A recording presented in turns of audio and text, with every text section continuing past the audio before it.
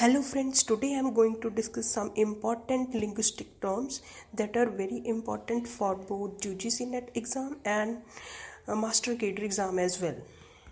Let's begin with neologism.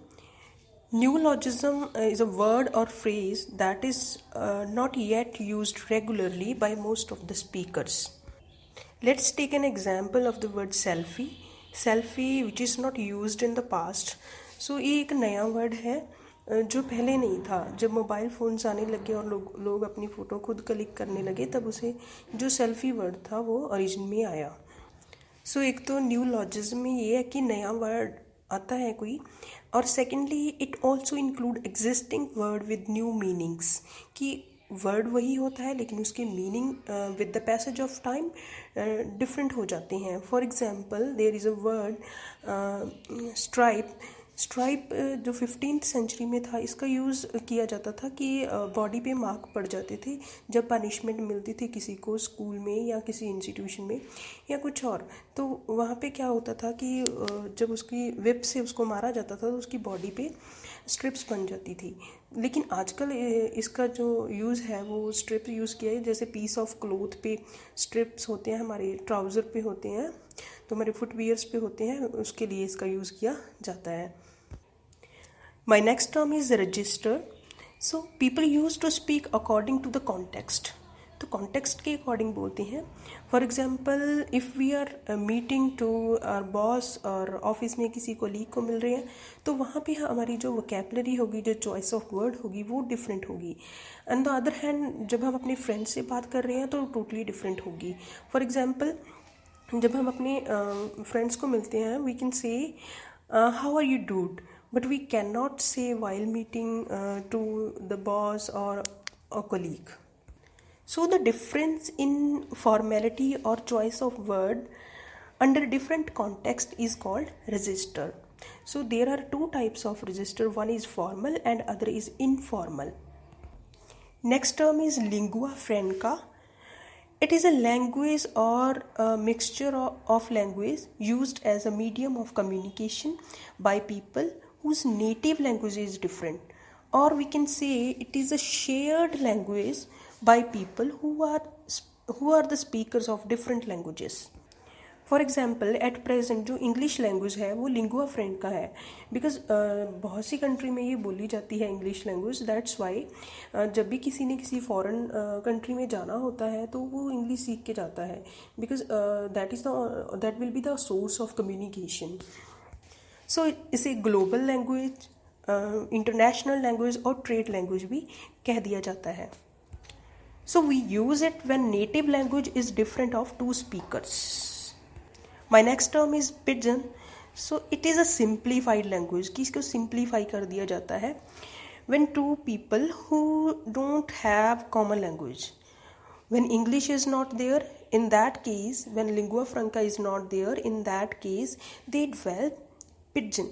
सो जो pigeon है वो हाईली रिड्यूस्ड लैंग्वेज है, इसमें बहुत कम वोकेबलरी होती है और ग्रामर का यूज़ तो रिस्ट्रिक्टेड ही है इसमें, बिकॉज यहाँ पे रूल्स पे ध्यान नहीं दिया जाता, सिर्फ कम्युनिकेशन के पर्पज़ के लिए इसे यूज़ कर लिया जाता है. फॉर एग्जांपल जब हमारे घर पे कोई मेड आती है काम करने के लिए तो फॉर एग्जांपल हमें उसकी लैंग्वेज समझ नहीं आती और तो उसे हमारी लैंग्वेज समझ नहीं आती, लेकिन फिर भी communication is always there.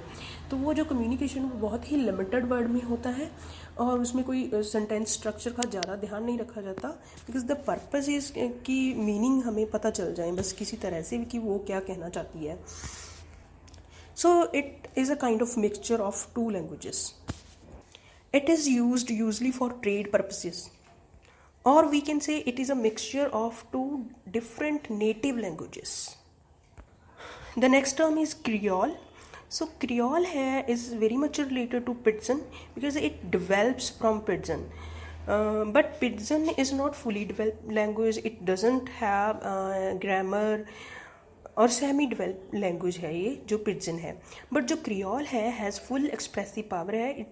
It develop spontaneously कि धीरे धीरे ये इसकी जो विकसित होती है ये धीरे धीरे होती है.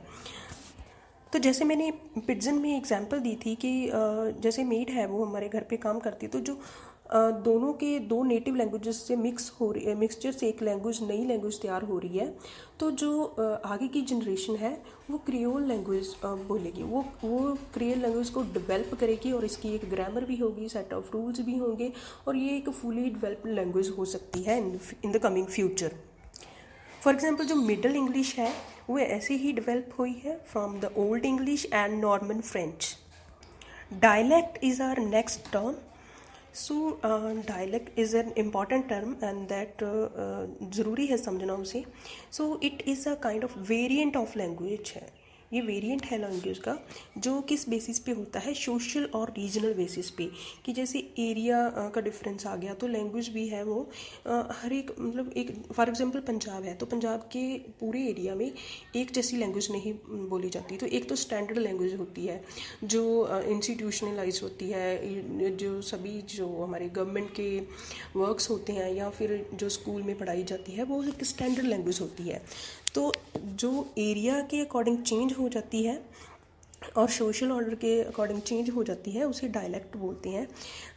इसे हिंदी में उपभाषा भी कहा जाता है। सो जैसे पंजाब में एक तो स्टैंडर्ड पंजाबी है और दूसरा जैसे माझी, मलवई, दुआबी, ये सारे क्या है, इसकी डायलैक्ट है। Thus we can say when we speak differently from the standard language, then it is called dialect. My next term is code switching. So when you practice alternating in two different languages. So जब हम एक ही sentence में दो languages use कर लेते हैं, for example Hindi and English, then it is called code switching. One of my friends she usually whenever उसको ये कहना होता है कि वो बहुत चालाक है या ही इज़ वेरी क्लेवर या सो clever, she usually said that he is so chalak. So he is so chalak is a mixture of both languages in a single sentence. So it is called code switching. तो वो code switching का use कर रही होती है जब एक ही sentence में वो दो लैंग्वेजेस साइमल्टेनियसली यूज़ कर रही होती है। ओके, देन माई लास्ट जो टर्म है आज की वो है कॉलोकेशंस। सो कॉलोकेशंस बेसिकली होते क्या है कि ये सीक्वेंस ऑफ वर्ड्स होते हैं, sequence of words in a such a manner कि को अक्कर होते हैं, वो एक ही साथ आते हैं हमेशा। और we can say a combination of words in a language that happens very often.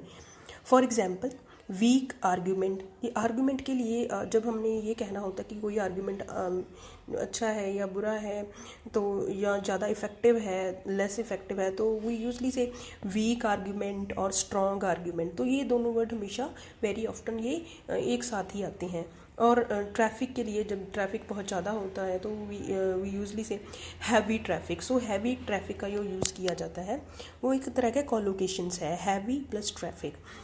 Then there is another example like thought.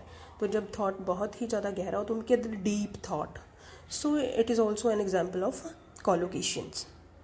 So there are many words in English जो हमेशा एक साथ आते हैं, कॉलोकेशंस आते हैं। तो कॉलोकेशन को याद रखना ये बहुत ही इम्पॉर्टेंट है। Thank you for today and please keep supporting and subscribe our channel for new videos. See you soon with the next